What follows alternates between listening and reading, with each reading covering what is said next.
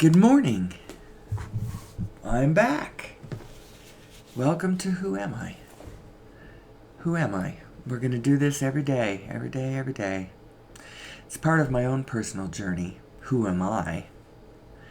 And then I ask the question, so it's like Project Who Am I? For me, I ask the question, who am I as us? Who am I as a human being, as a human species, as a superorganism, as a biotechnology, as a powerful creator, as a vibrational being? Who am I? What is my setup? How does this work? And I don't just do this philosophically, and I don't just do this lightly or arbitrarily.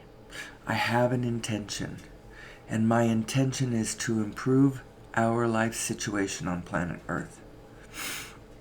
I have identified what I believe is the problem, and from my perspective, I'm going to go to work at it. And that's all any of us can do, is figure it out from where we stand, and then decide, what should I do? What could be my path that would help the wholeness without sacrificing myself to the whole? You don't want to sacrifice yourself to the whole. The whole is not served if you sacrifice yourself. The whole wants you to be yourself, wants you to live yourself, wants you to express yourself, wants you to identify yourself and then be yourself. It does not want you to sacrifice yourself. Can you imagine? If everyone is just sacrificing for the picture of the allness, then no one is being an individual in the scene, and the whole thing doesn't even mean anything. You have to be both your large and your small self. You can't be just one or the other. Now, what happens a lot of times is people will catch a glimpse of the whole self, and then they want to just go and be that, and that's it. And that's fine, but it's not really fine, because you can't really do it from that position. From that position, you're just sort of ordering others around. You aren't being the picture that you're trying to create. You're just, I don't know, it kind of turns into doing it from the outside. You have to be both your small self and your large self, and know how big your small self is and how small your big self is. I mean, you are a being of multiple scales, and the layers of your consciousness hit all the scales that the physical universe hits. All of the scaling going on within the mathematics of the understanding of your universe around you, all of them on the outside are also levels of understanding from your consciousness on the inside. So you have to be both your small self and your large self. And I've been having a hard time with the small self. That's kind of whatever. Everybody has a hard time with the small. They have a hard time with both of them, honestly. Now, a lot of people are being their large self without their physical mind being much involved. That's the person who is just the one who is always in a positive mood, gently kind, just sort of being a good guy, and you don't know how they do it. It has to do with being vibrationally in sync with your two selves. Your two selves. So let's go back and look at the picture that I show every day. This one is the one that represents to me the two selves. You have two selves. It's not a philosophical point anymore. It's not and let's talk about it in physicality, and then as individuals, let's live our lives knowing that we are these two things. Because I'm telling you, we will get along as collectively as a superorganism way, way, way, way, way better when we understand what it is we're supposed to plug into. We're not supposed to plug into each other. Don't align yourself with the behavior of people around you, because we're all confused, and we confuse each other. And it's funny because we're almost uniquely built to watch each other. That's why we do it. We also have things within our chemistry, like our anatomy, like mirror neurons. We have these mirror neurons in our brains, and they are designed to fire when you observe somebody doing something, just exactly like the ones that fire when you do something. So that's why sports coaches can take advantage of this. They can get you to not only practice on the field, but actually this is a different mechanism that they can do. They can get you to think about it, and it will fire as though you're doing it. And so they can get you to practice at home with your eyes closed. Only this time, imagine it the way you want it to be. You winning, you striking, you making contact with that golf ball. Our minds are really interesting. We also have another thing. All of this is not really directly relatable to exactly what I was talking about 5 minutes ago, but it all relates.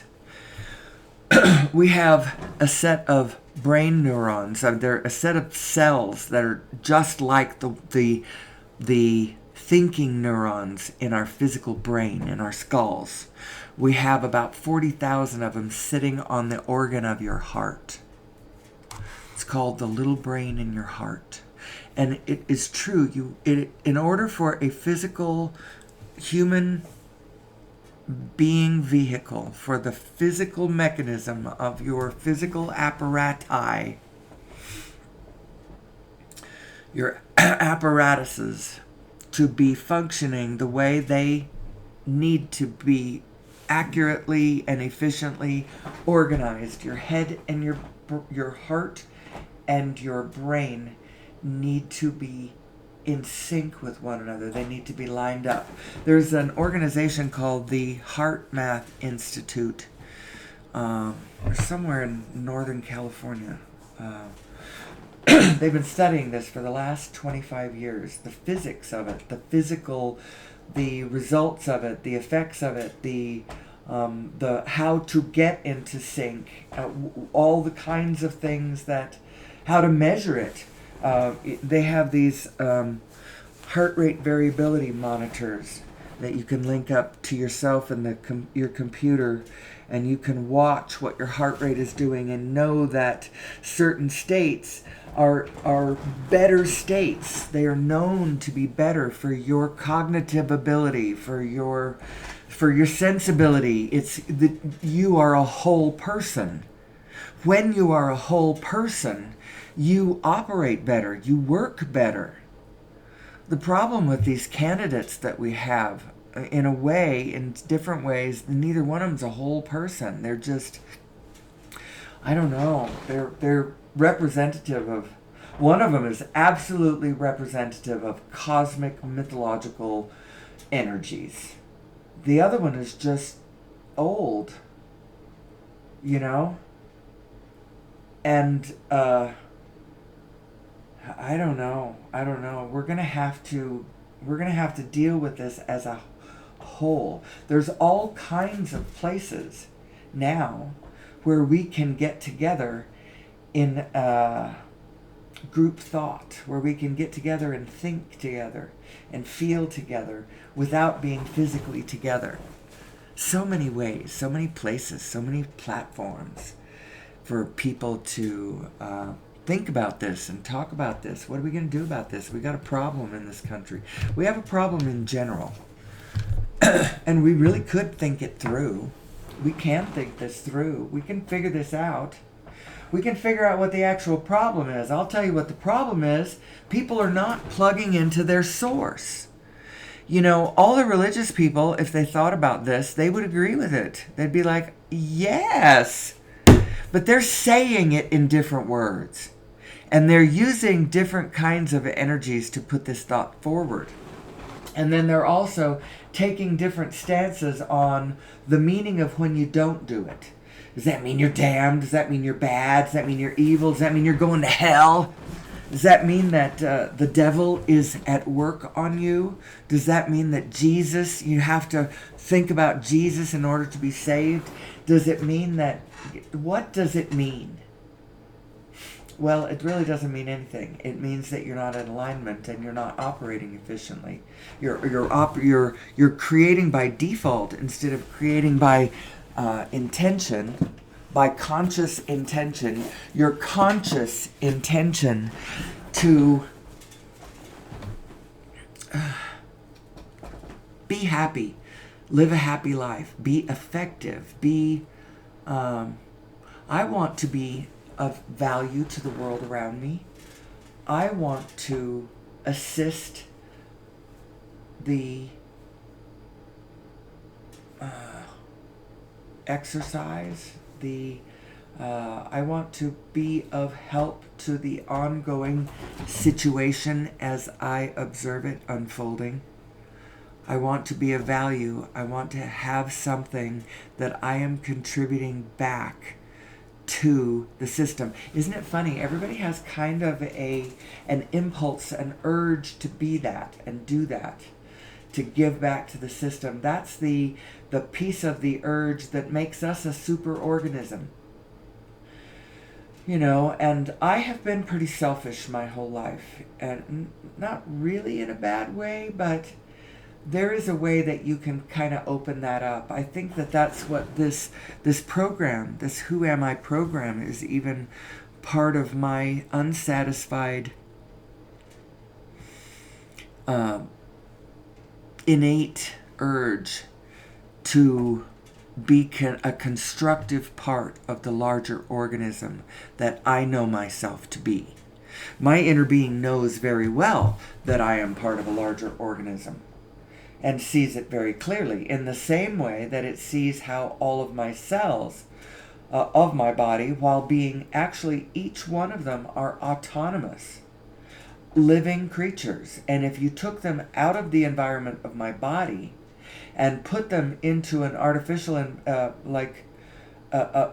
environment that mimics my body, like a medium that mimics the blood, is actually what you need. The blood is what connects all of your cells to one another. It's what the fluid medium that allows your cells to communicate with one another and pass goods off to one another, oxygen, or maybe on the way back, something that needs to be excreted or eliminated or expirated in some way, sweated out or peed out, or, you know, something, evaporated.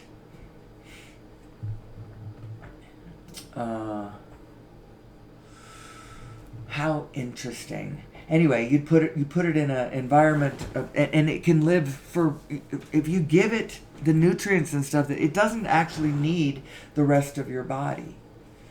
You are made up of 50 to 100 trillion autonomous little beings that have agreed to come together and be one. And they have made agreements about who is going to form into cells that specialize and mimic the same systems that are within each individual cell. The cells that are part of, so you have all these big systems within you, your respiration system and your circulatory system and your reproductive system and your elimination system, and you have all these systems, and they are the same systems that you have as a whole body. The same ones are needed within the one that you are, that is all of them. And it's funny, but us as a superorganism, we have the same need for the same thing. And Gaia is our blood. Gaia and the air around us is the... It's funny. Bruce Lipton talks about this a lot because as a cellular biologist, he understands the evolution from cell to larger organism. It's a pedagogical journey of the evolving organisms. Us as a whole, and then us as a human beings, as a whole species, there's the same kind of thing going on. Back in the early days, as Earth was forming, as life was evolving upon planet Earth, we were single-celled organisms. That's all there was single-celled organisms. And they did quite well on planet Earth for a while, until they did so well that Earth was covered with a kind of primordial slime. It was all single-celled organisms, until those single-celled organisms started coming together in clumps and organizing within themselves. And then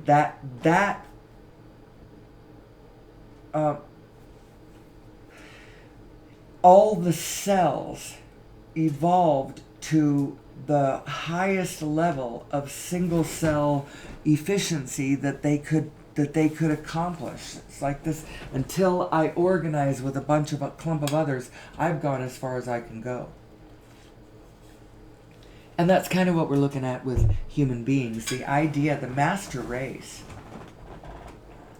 And forget about the idea of the master race, because the whole paradigm is not a paradigm of competition like we thought it was. It's a paradigm of cooperation. And I'll tell you what the Nazis were really bad at was cooperation. They couldn't cooperate with anybody. They couldn't cooperate with each other. It was all, really high level competition within their own little organizational field. And that's actually not the optimal way to do it. That's why they ended up competing with themselves and competing with the world right out of their own existence, and almost with the rest of the world. I mean, we took down a whole lot of losses. There was a whole lot of death and destruction on all sides of the equation. So we don't want to do that again. We did it once. We don't need to do it again. Not interested in it. What we need to do is we need to understand ourselves. We need to understand ourselves, the physical situation that we find ourselves in, and think from that position, what are we going to do about this? Well, I'll tell you what you need to do. You need to know thyself, first and foremost. Care about yourself. You are the most important thing that you should worry about, but not perhaps the out of alignment, selfish way that you have been doing it, because out of alignment selfishness is an issue. It's like cancer. Out of alignment selfishness is like cancer. Aligned selfishness is like the biofield operating optimally, perfectly, harmonically, symphonically, beautifully, sustainably, all of that. So that's what we're looking for. So what is it? What does it mean? It means you got to plug into source. What does that mean? Well, you are two selves. You have two minds. Think of yourself as your physical, specific mind that you have control over, that you are conscious of, that you can direct in any direction that you want to direct it. You have the power to focus in any direction that you want to focus on. Now, you may think that there's lots of specifics around you, and there is a lot of specifics around you, but they are there just to confuse you. In actual fact, you only have two directions, forward and backward, or the forward is the direction you want to go, in the direction of everything that you want, and facing in the opposite direction, backwards, is facing 180 degrees in the opposite direction of where you want to go. And you can just think of it, it's that abstract, and that abstract can lay over any specific situation that you're talking about. You are either facing in the direction that you, and it is not a statement about an overall overreaching definition that you've got in your mind, except for that overall definition within your mind. You can see what direction that is facing. But it is in any given moment of your life. Where are you in this moment? Now, if you look around, your physical reflects what what is reflecting back to you physically. In other words, what you can see around you.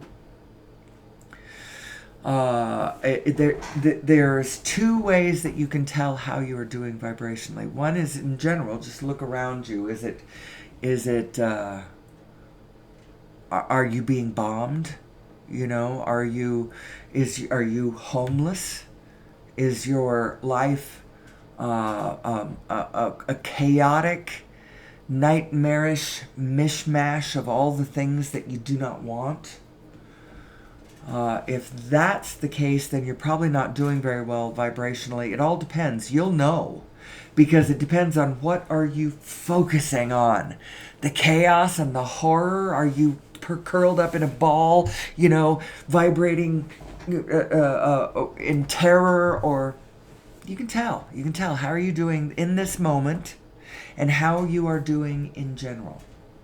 Most of the time is reflected by the wholescape around you, and how you're doing in this moment has to do with how you feel right now. Now, I had a very brief bout with negative emotion last week. I don't usually feel negative emotion. I feel somewhere, I'm getting to the place where I'm almost never worse than bored. I got all the way to frustrated. Let me look at the scale again and remind myself of how this works. Your emotional guidance scale. Let's see. Boredom. Yeah, I usually hang out in contentment. Although people around me can bring other things to me. When my children suffer, I get out of, I'm not in contentment. Sometimes I'm not in boredom either. It's more like frustration or overwhelmment or disappointment. That one hits sometimes. Doubt. There you go. Worry. Oh, you can get into worry for your children, can't you? The others, I don't hit the other ones anymore. Blame? Nah. Discouragement? Nah, I'm not discouraged. Anger? None of these. No. And I can feel how, if I'm thinking about this in reference to my children, I can feel how those lower ones really are a stronger momentum of negative emotion. I never feel those things anymore. And actually, I had a couple of seconds of worry about my kids for just a moment. It hit me, and then the worry just dissolved. I know what's true about what I'm looking at. My kids are fine, and I'm fine. We're all fine. All of us are fine, even unto all of us on the planet, even the ones who are most obviously in this very second not appearing to be fine. Even they are fine. We're all fine. You just have to get yourself lined up with who you really are, and then you actually can be of service to the world around you. Did you know that? Get into alignment with yourselves, and you will be of service to humanity in some way. Your inner being will guide you to the way that pleases you, to the way that floats your boat too. You do not have to sacrifice yourself to the group. And as a matter of fact, I think the universe gets a little too much of that. The universe wants you to be yourself, not sacrifice yourself. And how do you do that? Well, you do need to find out who you really are. And so So think about this. I have emphasized this, and I feel within myself a shift in the emphasis. I have been emphasizing the one who you really are is this eternal one, the source one, the continuum one, the vibrational one. And it's true. However, do not discount your physical one. Your physical one is actually an enormous part of the equation. It's the only one of us, between the two of us, that can actually live the physical action life, which is the language that the physical universe speaks. Your vibrational self can't really do it.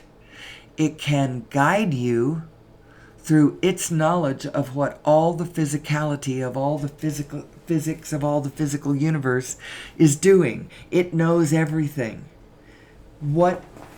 It knows everything, but what is it thinking about? What is your source mind thinking? You have these two minds, and you're in control of the one. Okay? That's the free agency you've got. You can control that one. You can do whatever you want to with it. You can turn forward. You can turn backward. You can think this thought or that thought, and ping off of your environment, from a momentum that starts from that, whatever. You're free to do whatever you want. But the other one does what it will, and you can't change that one. It is knowing what it's knowing based on what reality is around you. Know that your alignment, your pure alignment with your inner being, will bring to you aligned behavior on your part relative to the field around you. It will make you socially acceptable, socially it will eventually get you there. We're starting to get to a point where we can accept people being themselves authentically from their true selves, even if it's a little bit. As a matter of fact, we admire and respect that. There was a time when we were so homogenized, when we were so in lockstep and groupthink with one another, and there were only certain fashions that were acceptable. There were only certain modes of language that were acceptable, only certain ways of behaving that were acceptable. Now it's kind of opened all the way up. And we still criticize one another for being this way and that way. But honestly, if there ever was a age and time when human beings were, when it was okay to be whoever you were, whether you were gay or whether had a really wild fashion sense, or whether you wanted to pierce everything, or get cosmetic surgery to make yourself look like a cat, or whatever you wanted to do. If now is the best time in life you've ever seen to do it. Now, we're going to line up at some point. We're going to get back into alignment, and we're going to see how strangely off some of the things we have done are. But still, we will be loving and kind and gentle and soothing with one another, even unto the one another's who have done these crazy things to ourselves. We still have a respect for genuine authenticity. We can also see tortured misalignment and cries for help within the individuals doing things, but that should only awaken our compassion. There's only one of us here, and all the tortured souls that you see around you that aren't doing so well, however not well they're doing. Maybe they're flailing in really obnoxious ways that makes you want to slap them. You certainly don't want them running the government with these kinds of attitudes and misalignments. We should one of the reasons we should understand our alignment is we should understand very publicly what in alignment really is and what it isn't. And when you aren't in alignment, when you are chronically not in alignment, that means you are chronically in a state of negative emotion. And I'll tell you what, one of our candidates is chronically in a state of negative emotion. And he's got emotions like, let's go over to the emotional guidance scale and see if we can identify what kinds of emotions. Oh, jealousy, hatred, rage, revenge, anger. He's down there all the time. Blame. I'm not sure about the rest of them. I think he's left doubt way behind. There is no doubt. May or may not be. I'm not sure if worry is still alive in him, but boy, and discouragement's totally not. Blame, he's got plenty of. Anger, revenge, hatred, rage, jealousy. He's all about those. He is that candidate. He's that one. Now, I can't say that the other one is up there at the top displaying the other ones. You know.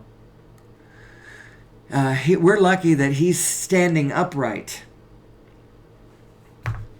So what is going on? What is the meaning of all of this? Are we going to hire the wrecker by, smash and grab, or are we going to hire the wrecker through death by 1,000 cuts, followed by, at the next iteration, we don't get the fool for the autocrat candidate, we get the ideologue, the clever one, the one who deeply believes his poisonous formula, his racism, his practical observation in a poisonous negative direction that then casts blame. And there's all kinds of, we need to understand this phenomenon as it goes down around our ears, around us. We need to understand what's happening. Well, Who Am I and this Who Am I project is actually, I think, it's my little contribution, and I'm just going to keep doing it, and I'm going to keep thinking, and I'm going to keep talking, and I'm just talking by myself, to myself. Occasionally, I allow my daughter comes into the conversation, and we had one taped episode. It sounded more like a taped episode, with the hello and welcome to Who Am I, and in studio, or actually not in studio, I have with me a special guest, blah, blah, blah, blah, blah, and we treated it more like a show. This last time we were going to tape and just have a conversation quickly, and then I was going to stop that, and I was going to turn on the tape and introduce it like a show, and then I never did that.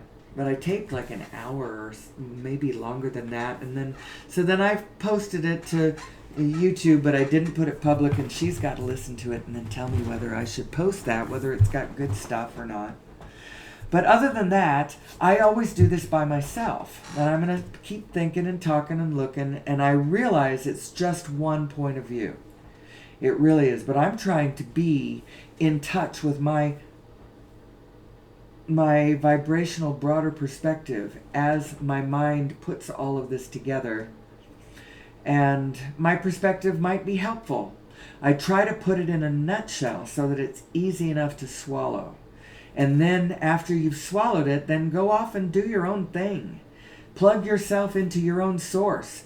Do not plug yourself into me. I got nothing to tell. I couldn't even tell my children what to do. I still can't tell my children what to do. I can't tell anybody what to do, because my place in this, apparently, is this deep, deep, deep, deep sense of the profound nature of the exact position on the grid all of us are. And how important it is that we all, each and every one of us, no exceptions, has to call their own shots from their position on the grid. And so everyone needs to learn how to do that, not what to do. So I can't tell you what to do. I can only help you understand who you are so that you can do it. So that you can do a better job of lining up with your broader perspective and being who you really are. We all need you. We need us all. And we need the Nazis to snap out of it and come back to themselves, to their true selves. But they're not wrong about everything. And this is the problem. When you vilify the other side and then you focus on what's wrong with him, instead of seeing him as a whole person and recognizing where he's right and where he's wrong, and we're all in this together, and I can't subtract you out by focusing on where you are wrong and then assuming that if I can subtract you, then all of what's wrong with you goes with you, because that's not true at all. If you watch enough really good masterpiece theater and other kinds of period pieces that do a fairly good job, an accurate job of portraying what life was like during that time period back, World War II, 1940s and all that, you will notice that the Nazi spirit is not only on the Nazi side. There are little mini autocrats in within the Allies military system. The asshole, guy in your. I'll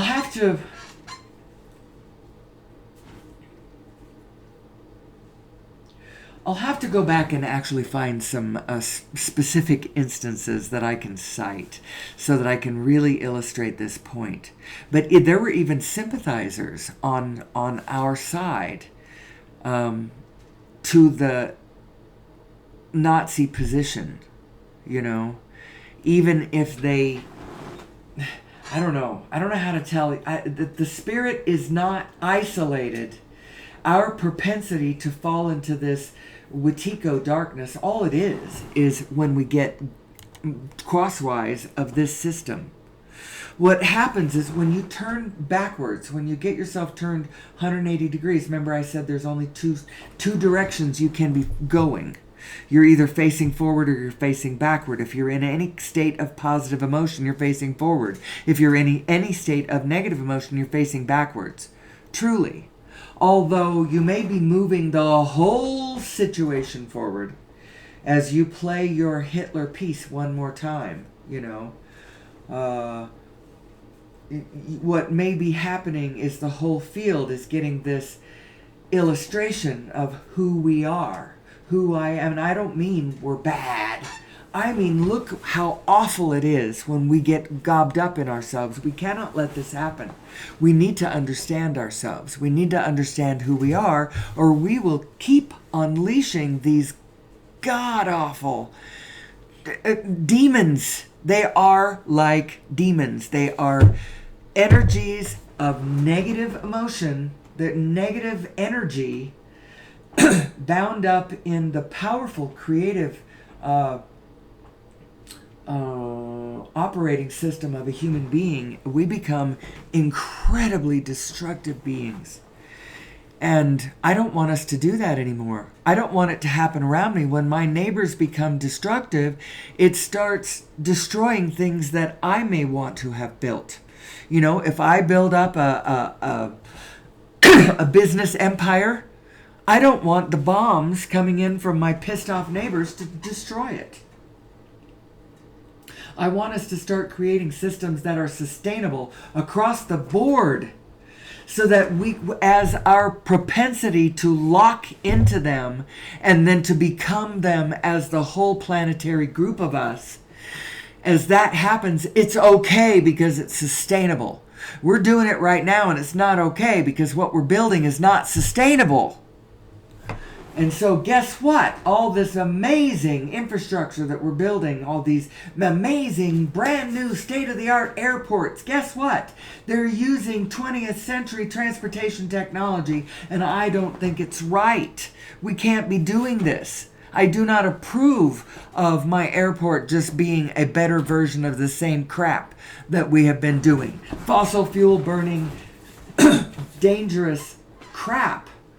We should not be that's not where the future is. It may be where the past is. It may even be where the present is.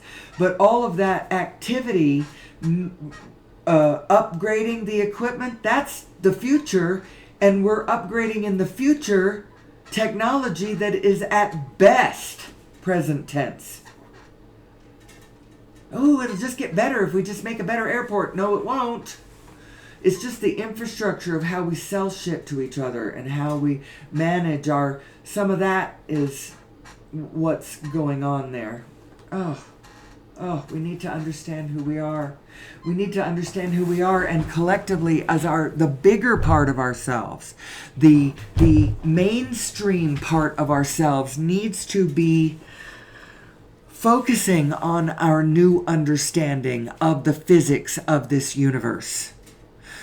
So, I talk a lot about law of attraction, and I talk a lot about, the steps of creation, who we are. We're vibrational beings in a vibrational universe, and you actually have two minds, and one of them is this pure source, pure vibrational energy, not specifically attached to your physical body, except for at the point of where you are, and actually in your case, you have this source mind that is attached to your thoughts and it's actually, I don't know how to say this. I've gotten myself confused for a second. Hold on. Okay, you are two minds. One of them is purely vibrational. And the other one is the mind part of it, the thoughts. I mean, you do have a vibrational aspect to your mind. It can be measured through a magnetocephalogram. It's a device that sits outside of your brain around your head like a hairdryer, like one of them old-fashioned hairdryers in a beauty parlor hairdryers. It's not touching your head, but it's measuring the electromagnetic field that your brain is producing as it thinks. Right? Your heart is also producing an electromagnetic field. And that one is so strong that you can measure its existence. I'm not sure about the nuance about it, but you can measure it. You can detect it with equipment that you can get at Lowe's. That's how strong the electromagnetic field that your heart is producing is. Well, your brain is producing one too. It's a little more subtle. You have to have a specialized piece of equipment to register it, and then to get nuanced information off of it also. But anyway, these two minds, your physical, the electromagnetic vibrational thing that your physical mind is producing, and the one that your source mind is producing, they're tethered to one another, but they are autonomous from one another. That's a good way to say what all of the universe is doing. Source is tethered. We are all tethered to source, which is a single point. And so that is a point that we all share. The source point is the one point that we all share. And then we have our specific mind, which is autonomous. You can think whatever you want, but the thoughts that you are thinking either resonate with or do not resonate with the thoughts that your inner being is thinking. Now, we already discussed that your inner being knows all that is true about all of reality. And the way that it is true, the way that it knows, is through this vibration. The vibration of the Planck field, the quantum field, this divine matrix. You gotta know you live in it, embedded in the midst of a divine matrix. And that almost sounds like you are not the divine matrix, but you are the matrix too. All of your cells and all of your everything is part of this field around you that cannot be divided. There is no separate you. You are part of the field. And so what does that mean? It also means that it affects you and you affect it, because there is no boundary between you and it. So that's another reason how come it's really important that we all understand who we are. Just in general. Now go back and redefine what your own religion means to you. Now that you understand how you are physically configured, you'll be able to separate what was divine, absolute, loving, almighty, connected truth, and what was the machinations of human social squabbling behavior, power structures, and in this moment, needs and desires. By the way, do you know what your desire is? Your desire is your heart, your truth, your light, your source speaking to you. And how you are hearing it depends on whether you are facing forward or whether you're facing backward. If you're facing backward, you can hear it like a cancer cell hears its desires separately, without any recognition of a connection to a greater body. It doesn't matter how fat or big or I am, or how long I live. I must live forever. Even as you kill your host body. We don't want to be doing that. And when we don't understand who we are, it kind of starts looking like that. But when you get into alignment with who you truly are, then your desires are in alignment with what your greater self wants too. What all of us want. There's only one of us here. There is only one of us here. However, even though there is only one of us here, you cannot sacrifice yourself for the greater whole. What you have to do is you have to find yourself for the whole. You have to be yourself for the whole. You have to love yourself for the whole. And you have to love the rest of the whole too. Love thy neighbor as yourself. Love yourself too. But love your neighbor. Love your neighbor knowing that he's just an ornery aspect of yourself. He, in his orneriness, is just out of alignment, not knowing who he is. And so I think that this little bit of knowledge that I transport, that I transfer every morning for an hour and a half to 2 hours, somewhere in that vicinity, it contributes. It's my contribution to the package. My contribution to us, my offering, my gift, my work, this is what I do. I'm going to tell us all, just in general, you've got to take this piece of general information and go off and figure out what it specifically means for you. That I can't do that. And so I'm not trying to usurp anyone's life. I'm not trying to tell anybody what. I'm not trying to control anybody. I'm not trying to start a movement, although, my gosh, wouldn't I love it if millions of people listened to this and went off and did the movement on their own, aligned themselves with their source, and then go back and retranslate your own religion. It's likely a love religion. Most of them are. Most of them are trying to show us how to love one another, how to live with one another, how to live harmoniously on this planet with one another. Most of them are trying to do that. Now, they have two different ways of doing it. Is it through the law or is it through the spirit? And this was a little thing my mother tried to, I think I tried to mention this yesterday. I don't think I actually finished this thought yesterday.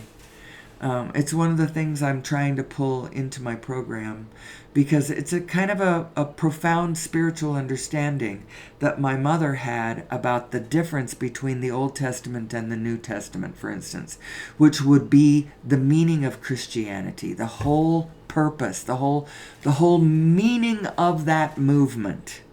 Whether you believe in a historical Jesus, there is also ideas that maybe Jesus was a story that was started by a sect that had a point they were trying to say about the nature of us, the nature of who we are as human beings, what we're capable of, what the greater structure that we're abiding within, embedded within, and part of inextricably, what the meaning of all that was. It almost doesn't matter whether he was real or not, because the movement was the important part. And he started this movement, or the story of him started this movement, or a prophet named Yeshua started it, that, certain mythological, hyperbolic embellishments perhaps were, laid down afterwards, trying to illustrate certain points. It's hard to know. It's hard to know. I do not worship Jesus Christ as a divine other than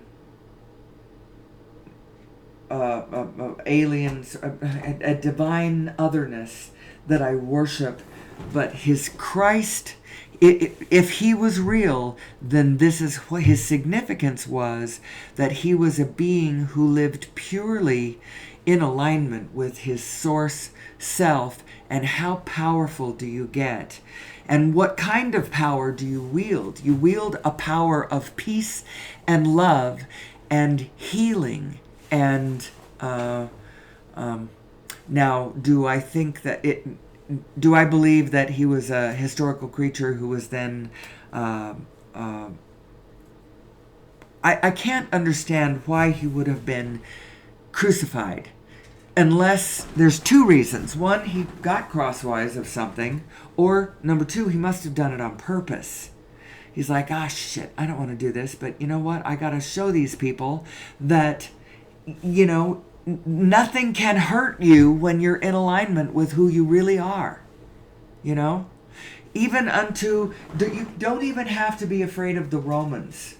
And the Romans, they were awful. Oh, man, were they awful. If you think that the Nazis are awful, the Romans were awful, and they had control of the world for way longer than just a few years. They had stable control of it for quite a long time, and their meanness, their roughness, their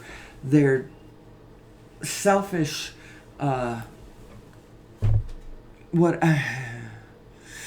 we do not want a new autocrat to take us into an efficient era, a new Roman era, where the trains run on time and law and order is kept on the streets. But the price that we pay is this thuggery of an empire, that... And we might be headed that way. I think we will be headed that way by default. The only way to get somewhere different is to understand who we are. And I didn't finish explaining the difference between the law and the spirit, and the Old Testament and the New Testament. Can you even just see that in your head?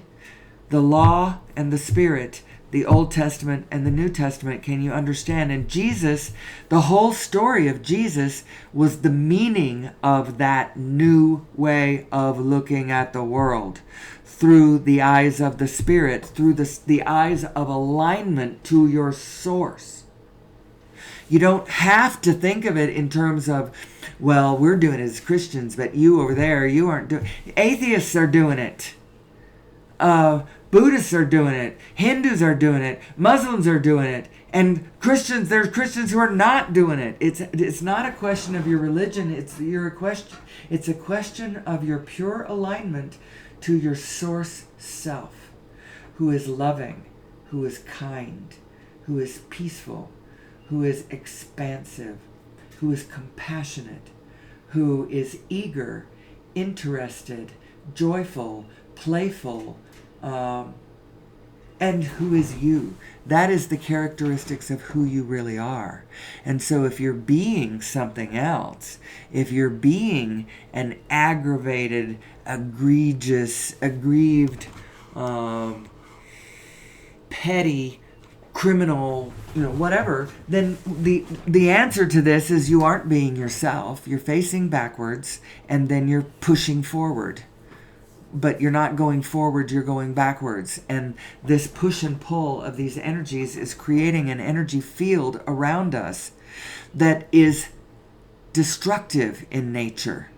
When you do that, and when you do it and then focus on it, and then get really focused on it, and then get really clear about it, and then start lining up, and then form a government, and now you've been president once, and you're going to try to be president again, and all of this momentum of this forward movement of this aggrieved emotion is what it is. It's as you do that, you're doing it. You are crosswise to your energy stream, which is pure, positive, peaceful, loving, forward-thinking energy. Which, if you're not being that, then you're being its opposite. You've got yourself turned around, and as you push forward in your turned around position, you're creating this negative wave. Woo, boo, boo, boo. I call it Shiva energy. I call it demonic energy. It's a field phenomenon, people. It's and it is destructive. It is destructive in nature. It can get all the way to, if you step back 100 paces, and from an emotionless kind of emotionless, so you're detached from the whole thing, but still, what you like and what you prefer, your nice self is still absolutely understood. But you're standing in a position way, way, way detached. So that as you study the Holocaust, it doesn't bring you to your knees in this moment. Although the understanding is, of course, this is a terrible, terrible, terrible, terrible, terrible, terrible thing. But you're standing from a place where you're just looking at it. You're not judging it anyway. You're not judging the people who perpetrated it, except for, part of you stands back and goes, of course, it's terrible. We did all of it, by the way. It's a lot of times the safety position that you take when you are looking at something as horrible as World War II and the Holocaust, and that really horrible series of events that should never, ever, ever, ever, ever, a large government should never, ever hand all the power to any one person ever again. And never again should it hand the power to a party that is all about anger and all about fear. It's really dangerous. But when you look at that, the quickest way to be okay in your ability to look at that is to go us and them. I didn't do that. You did that. So I can look at that. And now I can safely look at that without it bringing me to my knees at first. As it turns out, though, there is no us and them. When I was studying this as a younger person, it was easier for me to look at it because, well, we were the Allies, right? The Germans did that. And it was way back in the past. It was way back in my father's time, Well, now I realize that was just yesterday. That was like, there's no time at all to that. And even though it was, I'm air quoting, Germans that did that, it wasn't really. We did that. Human beings did that. And human beings could do that again. And you are a human being, and so you could be part of that. But not if you know who you are. And that is such a misaligned position that if you would get into alignment with your inner being, you could never, ever allow yourself to get to that position because, first of all, I can't put up with negative emotion for longer than a second anymore. I can't do it. I couldn't rest in anger day after day after day after day after day and keep acting. I have to resolve it immediately. I can't hold a grudge. I don't want to be able to hold a grudge. A grudge is a terrible thing to be able to hold. You don't want to hold a grudge. Your inner being knows all things and doesn't hold a grudge. Doesn't need a grudge in order to remember things that are important. Remember, only the love is real. And a grudge helps you to hold on to things that ultimately are not real. They fade into the past, and you're the only one remembering them because they aren't real. Only you are keeping it alive in your grudge, and you're holding on to it in its negative form. Otherwise, it just passes away. And anew, fresh all the time. It's only love. It's only love. It's only love. It's only love. And actually, Trump ultimately is only about love, although on the surface it really doesn't look like that at all. And I'm not suggesting that secretly he's all about love, deep inside the recesses of Mar-a-Lago. He's just all about love. And that's not what I'm saying. I'm saying that, so Dr. Sue Morter has an interesting pet idea. She calls it I think she calls it the bus stop conversation. And the setup is, just past an hour, the setup is that all of us, before we come into this physical experience, that we know dang well what parts are being played on the ground. I mean, we're aware of everything, and we're involved in project expansion of humanity. We're all involved in it. On the other side, as well as this side, there's only one side. In a way, there's only one physicality going on. And the non-physical energies and entities and consciousnesses are also all involved in project physicality. There's only one thing going on, and that is physical universes evolving to more, and beings within them living lives of... I'm sorry, I just realized my chair is squeaking and I'm kind of moving around in it. There's only one side of this, and you're either embedded in it, involved in the immediate experience of being a physical being, or you are in the non-physical energies and entities and consciousnesses in the supporting structure. You're either watching what's going on, or you're like, okay, I'll jump into the pool. I'm gonna do it. I'm gonna give this a try. You're doing one or the other.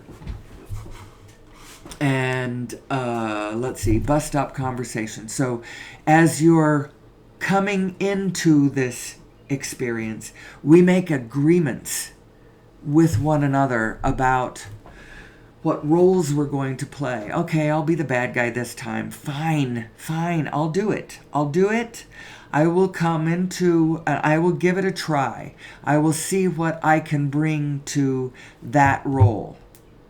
If I can...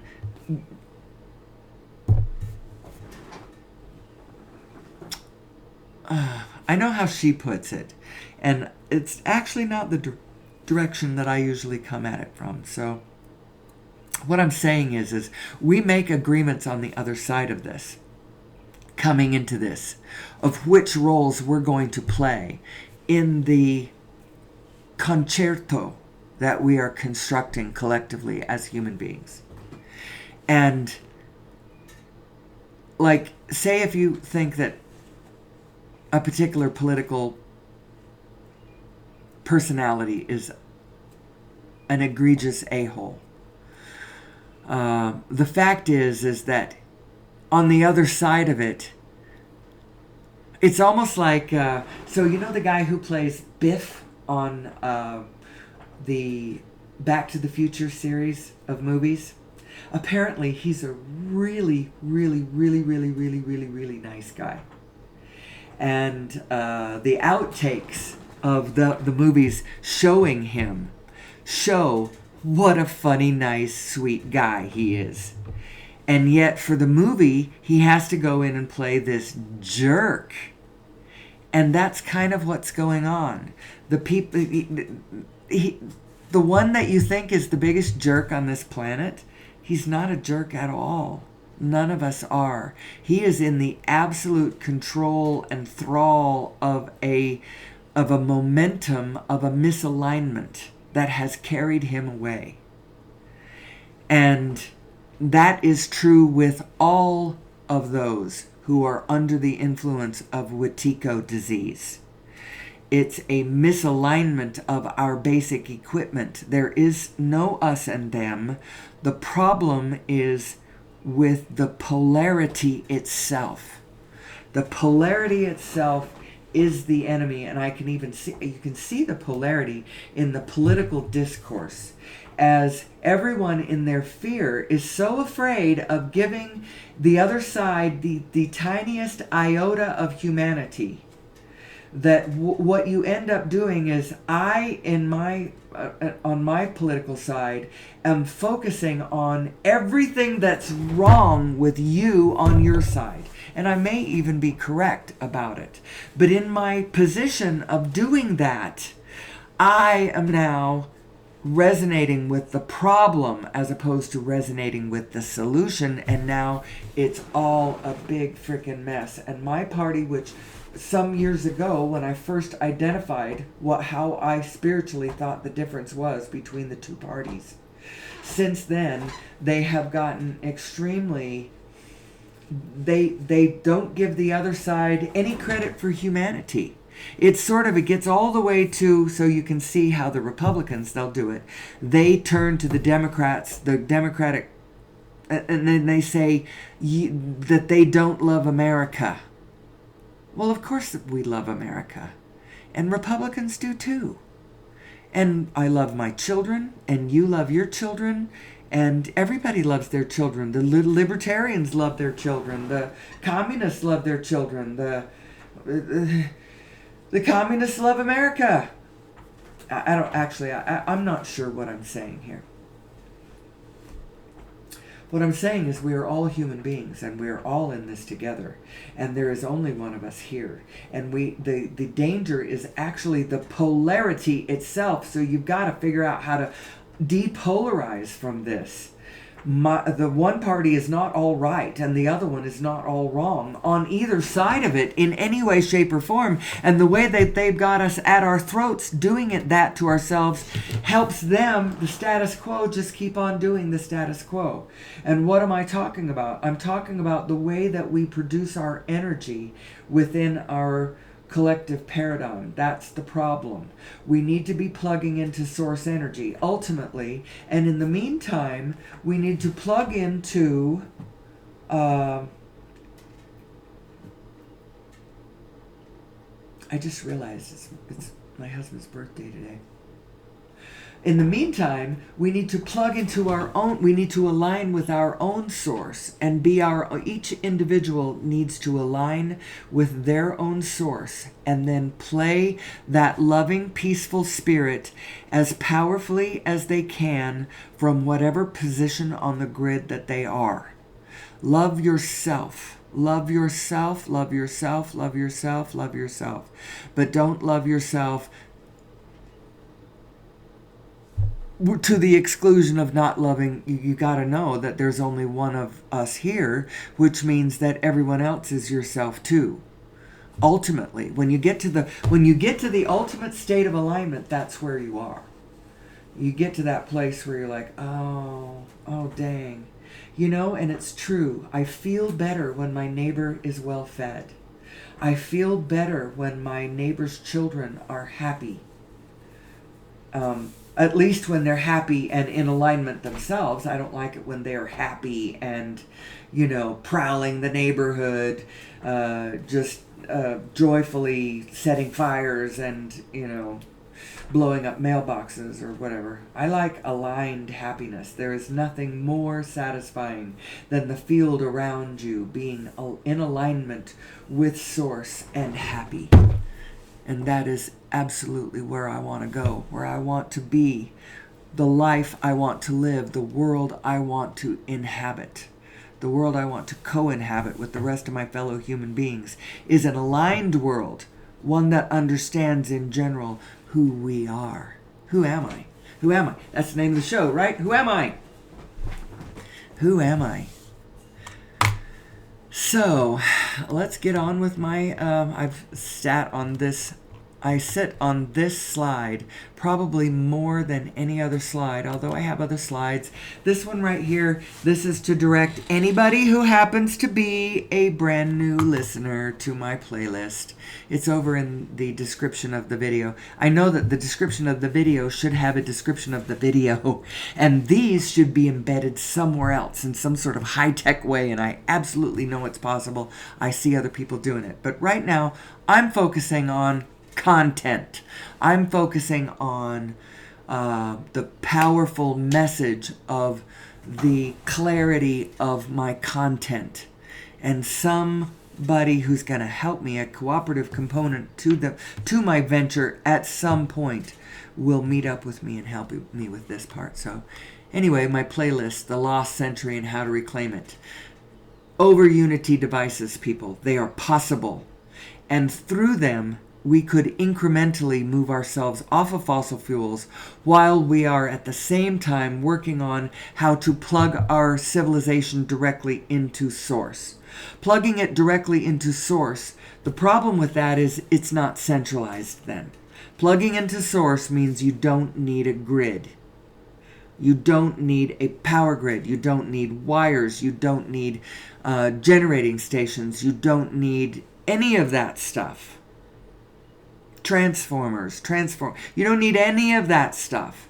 If we're plugged into source, now you might want it in smaller, large projects. You know, like when you're running a compound, you might have a slightly larger systems. But plugging into source means small devices, solid state, that sit in everybody's home, and your technology tunes to it. You know, tunes to this little source device that allows this transfer of... Anyway, we need to work on that. We need to work on that collectively. We need to believe in it. We need to understand it's possible. If you go out there and you say to anybody, oh, I want to build a device that puts out more energy than it takes to run. Anyone who has been conventionally trained within our education system over the last 100 years will likely tell you, ooh, that doesn't sound possible. It is possible. The reason that they think it's not possible is because they are thinking, oh, well, it's a closed system.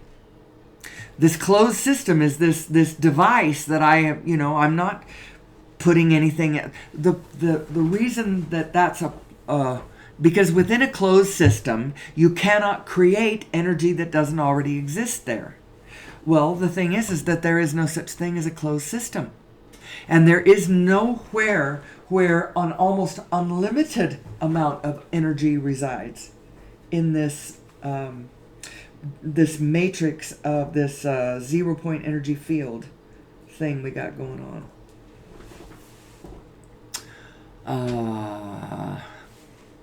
Actually, I should go the other way. And we'll worry about that later.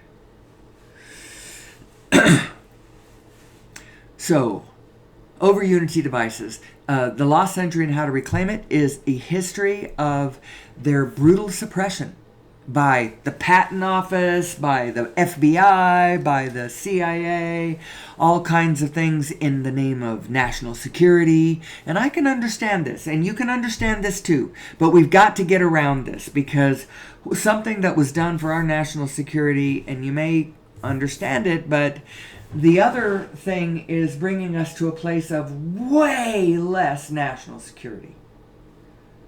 So we've got to work this out. These over Unity devices, because I think that what our government believes, and they're not wrong completely, but it doesn't matter. We've got to get past this, because other things on the other side are truer and worse. The burning of fossil fuels upon planet Earth can largely be pointed to as being the root cause of scarcity. And that scarcity which is an artificial paradigm. We're creating scarcity in a paradigm of abundance creation in a universe that can literally create anything we want. We, instead of creating what we want, we are creating scarcity. And there's two reasons for that. One is we're burning fossil fuels. And there's not enough. There is not enough power to run our civilization. The number of people and the amount of desire for everything from climate control to food production to transportation of us all over the place to everything. All of those things. The need for more and more and more energy. Fossil fuels is not going to do it for us anymore.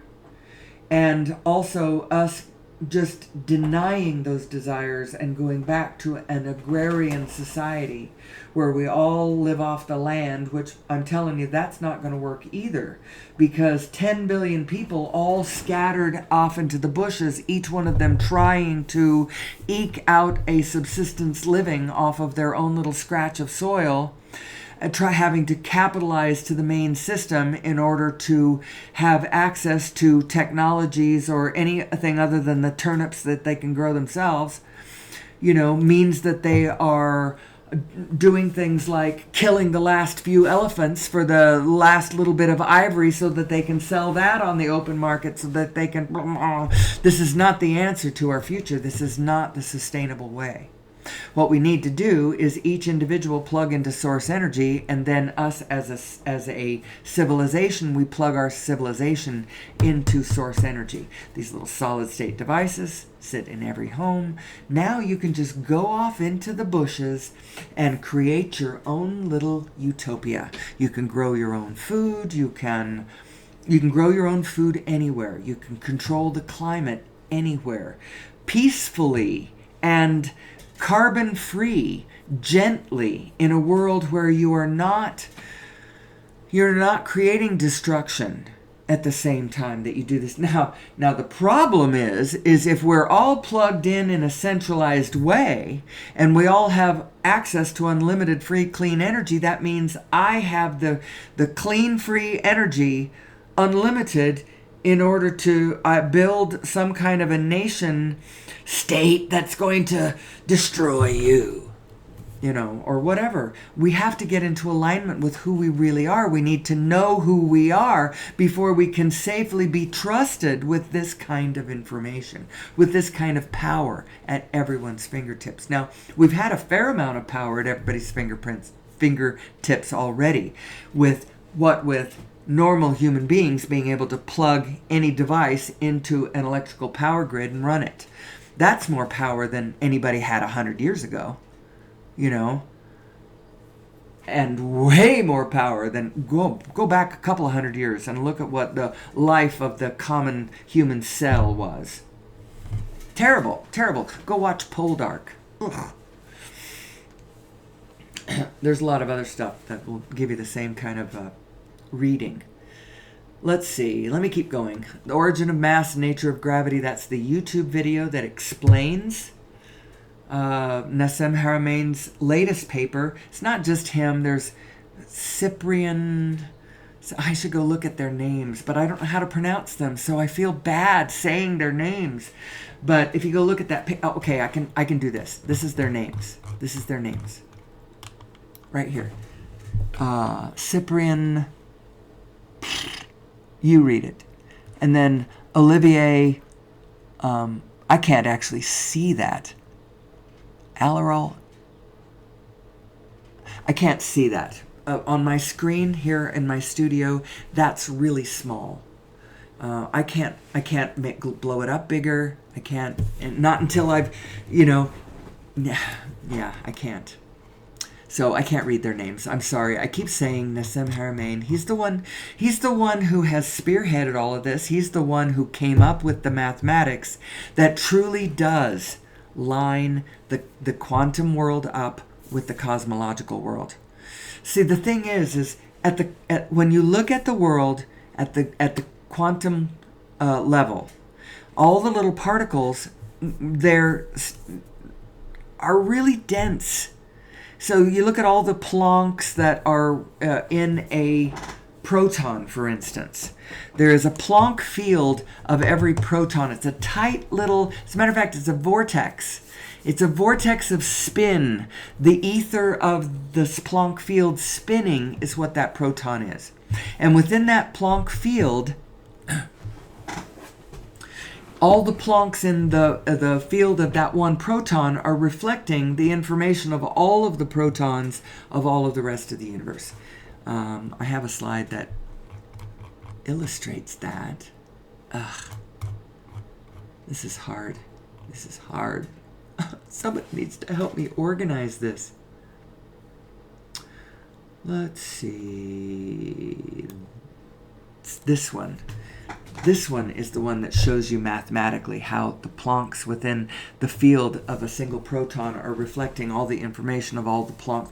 But this is how it works. So when you look at those Plancks in that proton, the density is very, very, very high in there. It's really, really, really, really, really, really, really high. And it is, so it's 10 to the 93. That is so high. That is such a huge number. You can't even believe how high that number is. They're packed in there really, really dense. It's like a sardine, like these little teeny tiny Plancks, all of them separate from one another in a way, and all of them packed tight like sardines, Planck to Planck to Planck to Planck, touching, all the Plancks touching in there. 10 to the 93, really, really high density. Now when you come back out to the outside world and you look at the physical matter in the cosmological universe, the density is really, really low. Really, really low. As a matter of fact, within a single atom, the density is, there's that dense pack at the center, but most of that atom is actually made of empty space. And most of the universe is empty space. It's really, really, really, when you look at it from that level, it's really, really, really, really, really not dense. So not dense, 10 to the minus 30. That's really, really, really not dense. How do you reconcile that? It's in the most amazing way. If you take one of those Plancks at the Planck density and you expand it to the size of the universe, you get mathematically, you interestingly get exactly the right number for the universal density that is not just, it's not the number that is just the matter in the universe, which by the way is only about 4% of the total mass of the universe. The rest of it, we call it dark matter and dark energy, and the reason we call it that is we don't know how it fits in there mathematically. But if you take one of those really, really, really, really, really, really, really, really, really, really tiny, tiny, tiny, tiny, dense Plancks, and you grow it to the size of the universe, you get all the right numbers. So what does that mean? What does that mean about, actually, there's a whole lot of interesting revelations that means about the nature of the universe and what the heck is going on. It's likely that our universe is a Planck from another universe of way, way, way, way, way, way, way, way, way, way higher density. Gets flung off through Hawking radiation because it is a black hole and has Hawking radiation because all black holes do. This is, I realize that in most of the time when you're talking about this kind of stuff, it's pretty dry. Talking about the Planck, the quantum world. But you know what? Where it gets interesting is that this connected universe, this connected, unified universe, when you understand how it is connected, you understand how it is also holographic. It is also kind of mental. It all has to do with what you can see within your own consciousness, because within your own consciousness is a perfect reflection of the physical world around you, if you can line these two selves up correctly. These two selves up correctly. So your physical mind, just know that it isn't the one leading the way. It isn't the one that actually knows everything. It can process a whole lot. It actually, your physical mind is really amazing, amazing, amazing, amazing. But put it in service of the other one. Don't think that it's running the show. Be a little more humble about it. Line your two selves up and then think together. You know, that's the whole idea. Then think together, and your thoughts will be in alignment with the needs of the rest of the field. And all of the things that you create will be sustainable and blessed and harmonious and beautiful and life-supporting, instead of what human beings get to when we don't understand ourselves. This Wetiko disease is a real thing. It's a real thing, and I would advise you to go look at the work of Paul Levy, my good friend Paul Levy, whom I have never met.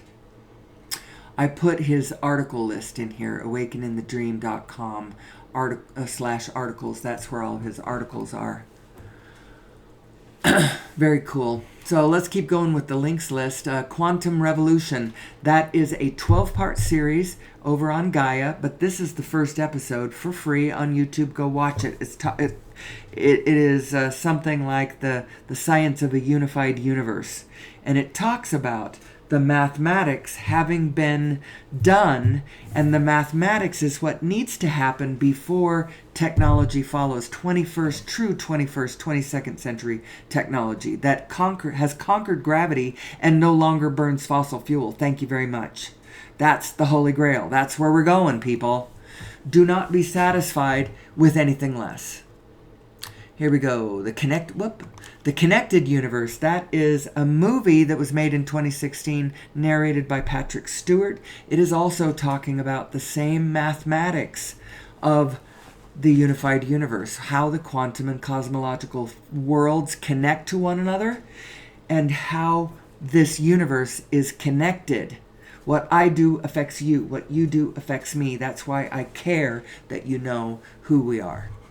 Then Living in the Future's Past, check that one out. I tried watching the whole thing again just lately.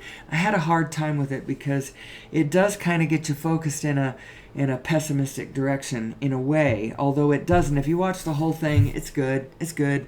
But we are a super organism, and we have been fueling our civilization through oil, and we've got to find a better way. Then there's Paul Levy's article list, and then there's the actual paper, Origin of Mass, Nature of Gravity, as well as higher up is the YouTube description of it. And then finally, Whirling Dervishes, whimsical, just go look at it. It's because everything is spinning. The world is spinning. All Source is organizing us through the power, the mechanics of spin. Your two minds, I'm back to this one, I'm always back to this one because this is who you are. You are these two beings, source mind, physical mind, and they are tethered to one another, and yet they are autonomous to one another. But you're never going to get away from your pure positive aspect, your pure positive greater self. The one you really are, that's connected to all things. You're never going to get away from her. So you might as well join her positive point of view. If you don't, you're facing the opposite direction. And now when you move forward, you're creating destructive energy forms in the quantum field that all of us have to deal with. Thank you very much. I don't care what you do. I don't care at all. As long as whatever you do it from a position of alignment. Please do it from a position of alignment, and then free agency your damn heart away. Please, please. Only you can do it. I would not even begin to suggest that I want you to do anything other than what your own heart dictates. So where do I want to go with this today? I'm always in the same. It's always the same. It's always the same. And yet, I try to come at this from different positions so that I can just freely and connectedly move from all of these topics back to all of these topics. Your neocortex mind, a large portion of your neocortex mind, your overview mind, your physical brain's overview aspect, comes from human chromosome number 2, which is a fused chromosome, and suspiciously fused. It's very suspicious. It looks to me like high-level genetic CRISPR technology. The ability to edit genes. You know, they've taken these 2 chromosomes, fused them together, telomere to telomere, clipped away redundancies on both sides of this equation. So now this chromosome needs to hold together for all of its components to be full, you know? And in the doing so, it creates this neocortex, which is analogous. Your neocortex is to your physical mind what your source mind is to your neocortex. I mean, it's your overview self from your physical point of view, just like your source mind is your overview self from your vibrational point of view. Does that make any sense? And all of it is you. All of it is you.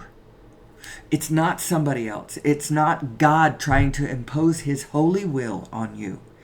It is your ability to tap into and reflect the wholeness of universal consciousness from wherever you stand, and then from that knowledge and recognition, from that vibrational standpoint, you are free to move about the universe.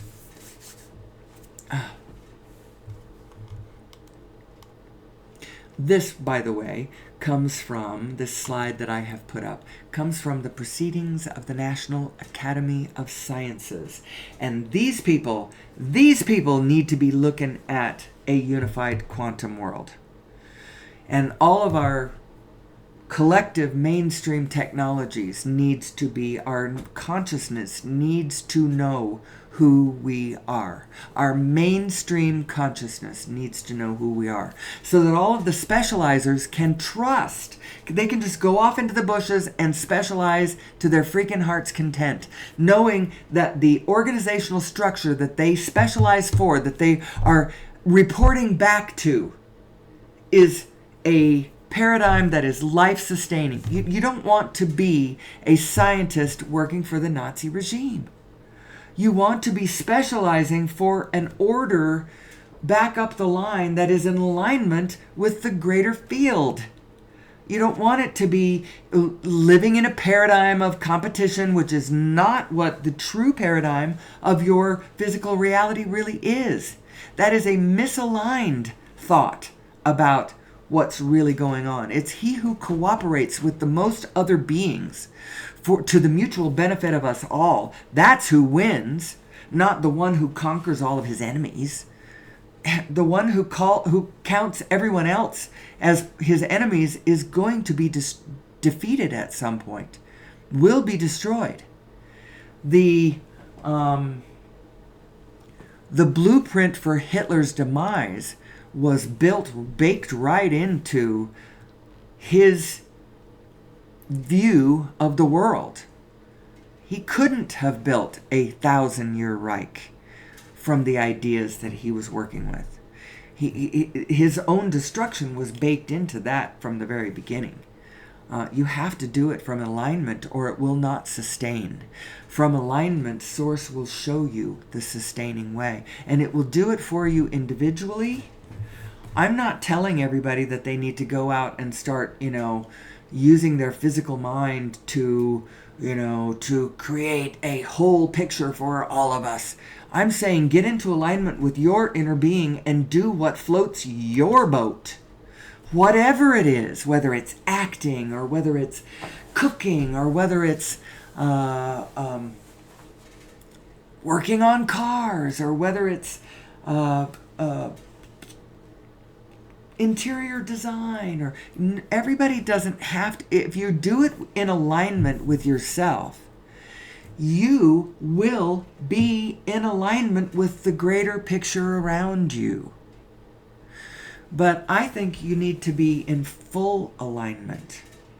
You can't have the exceptions. You can't have exceptions to be fully in when you look at people who did a great job in history but kind of went off the skids. The off the skids part happened because of their misalignment. The part where they did really well, so you have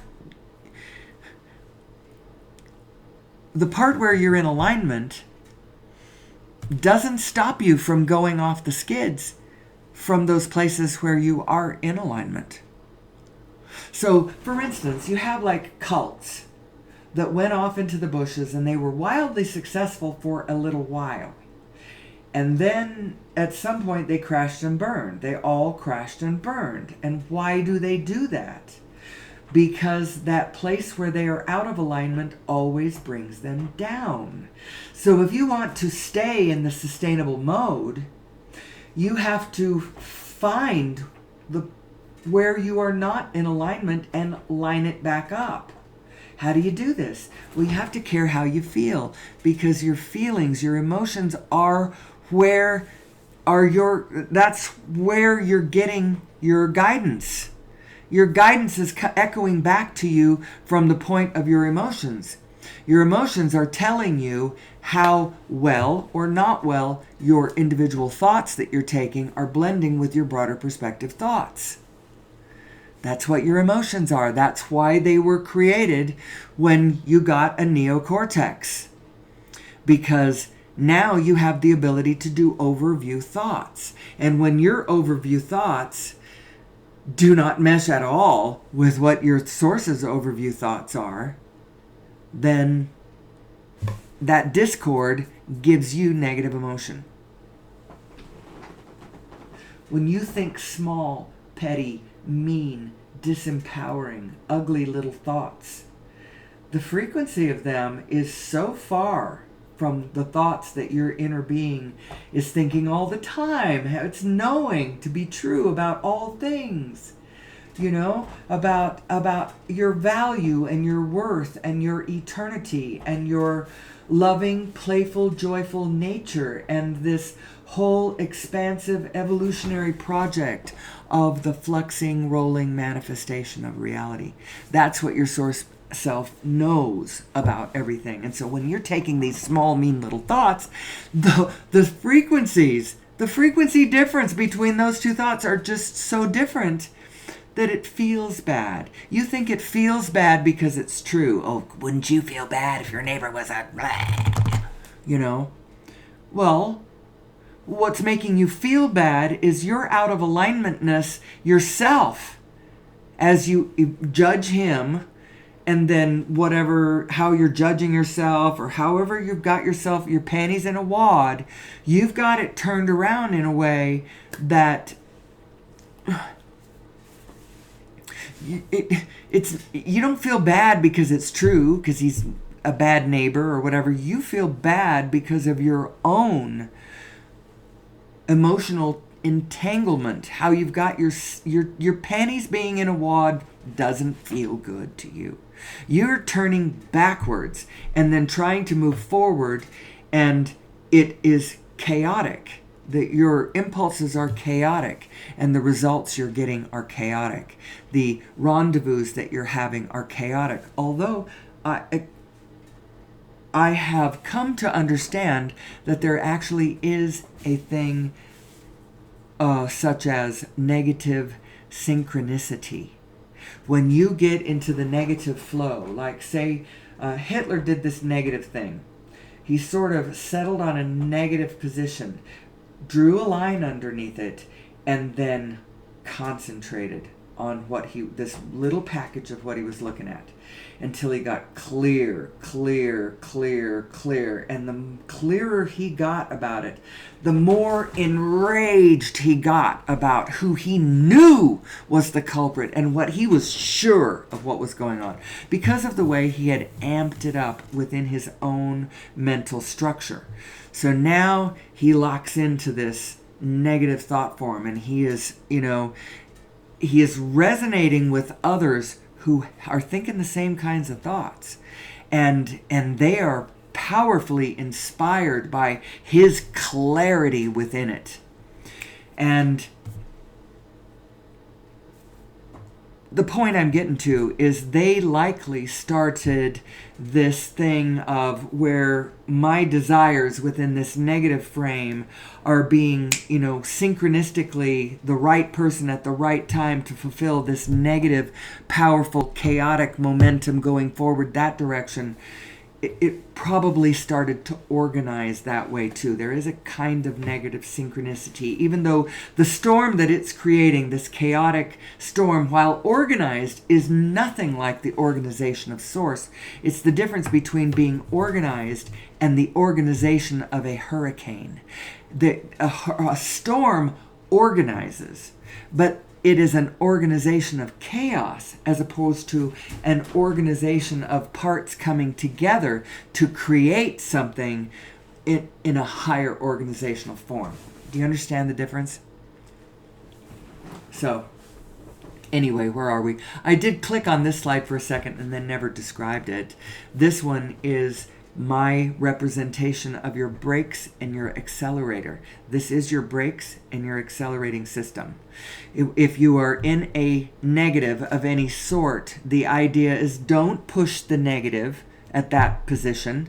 Don't get more and more and more specific from that negative position. That's exactly what Hitler did. He started in a negative position, and then he went more and more and more and more and more and more and more specific, and it just amplified and magnified but it's not true. It is not actually the true momentum of Source. Source is pure love, pure peace, pure positive energy, pure positive vibration is what Source really is. And so this other thing is just a thing that human beings can do. And the reason we can do it is because of our configuration, how we can get crosswise to our own configuration. And the reason that we can do that is because somebody flippin' genetically modified us. They gave us a little bump, a little evolutionary bump about 200,000 years ago. And I believe that they did it against their own laws. I don't think that they were allowed to do this. They observe the non-interference rule, the whatever the one they say on Star Trek all the time. The prime directive. They observe the prime directive. You cannot interfere with a naturally occurring world. And yet they did. They came onto our planet and they did whatever. What they did is this is my belief, they took a naturally occurring, a naturally evolving hominid, of which there were many members of different species of primates and hominids on planet Earth. Go to a natural history museum and look at all the different species of primates that were around. Hominids and primates.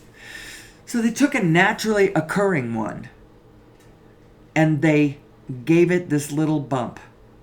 They just gave it a neocortex. They gave it the ability to have an overview. The problem is that without a user's manual, we don't understand this thing that can happen to us when our psyche is traumatized in any way. We have a tendency to go negative and then lock on to the condition, follow the emotion, don't question the thought or the emotion, and ping from that negative impulse. That makes us destructive. That is why we are not aligning with the biosphere of the planet as harmoniously as we could be. That is why I do this show, because I believe that a greater understanding of who we are will bring us to a more peaceful and harmonious relationship with ourselves, with one another, because there is indeed only one of us here. There's only one humanity here. And second of all, will bring us to a different source of energy, which will change the game across the board. The whole human game is going to be different. Right now, it's a collective, concentrated, centralized, top-down paradigm, but it's our energy systems are causing that paradigm.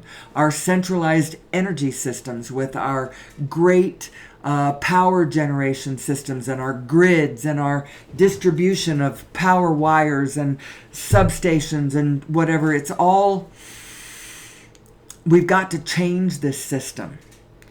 And we're going to be able to know how to change it once we understand A, who we are, and B, all the crap about energy that I talk about in my show. Go understand that over unity devices can incrementally start the process. And in the end, what will get us there is source energy. I believe that with all of my heart. Now, and to that end, to that service, do I dedicate my consciousness, my activities, the rest of my life. I believe that it is the one thing that I can help with that will most alleviate the most amount of suffering across the board, across the planet, both human and non-human. And so that is why I will point my life in that direction for the rest of my life. Who am I? Who am I? I dedicate my life to this show, the Who Am I Project. Project Who Am I? I own both of those domains, by the way. As well as Who Am I in the Field. I will do something with them. Right now they are just empty domains, waiting for me to be ready to populate all of this information that needs to be in one place. And then articulated. I want to keep articulating this. It is source energy we need to understand. We need to understand ourselves as source energy so that we can up-level, so that we can get to the next level. The next level is not a more perfect single human individual. The next level is a more perfect human union. We are a superorganism upon this planet, probably heading for 10 billion souls. And the only way that we are going to be able to organize this while at the same time doing the things that we want to do, which is have fun, interact with each other, communicate with one another, play with one another, visit one another being both human and non-human others. That's what we want to do. We want to keep doing it, and there's no reason why we can't keep doing it. We just need to get into harmonious alignment with the rest of the field and then play away. Speaking of which, well, not today. We were going to go play golf this morning, but now we got to go work on the house because we got to get it up on the market. It is time to sell this house. It is the first day of July. We want to get it sold before summer is over. We're going to go play golf on Wednesday, but I'm going to go play with my family. I'm going to go love my family because I love them. I love them more than anything. They are the pillars that hold, that stabilize my individual expression. I am very focused on the larger picture. If you listen to the show, you'll understand that that's true. But I only do it for an hour and a half a day, and the rest of the time I have to go make it work on a individual level. And I think it's important. I have to be both my macro and my micro self. A lot of times you get a whiff of the macro and you're like, I just want to be my whole self. But the way you really serve the whole is you go find a way to be your individual self. That's the way you serve it. You don't sacrifice yourself, you be yourself. Be authentically yourself, as fully and as authentically as you can.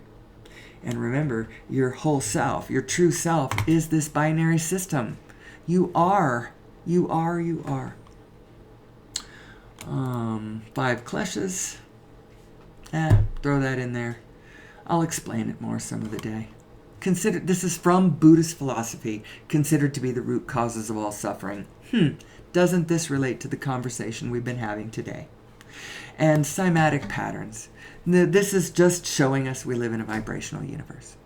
That's all. So that we can visualize this.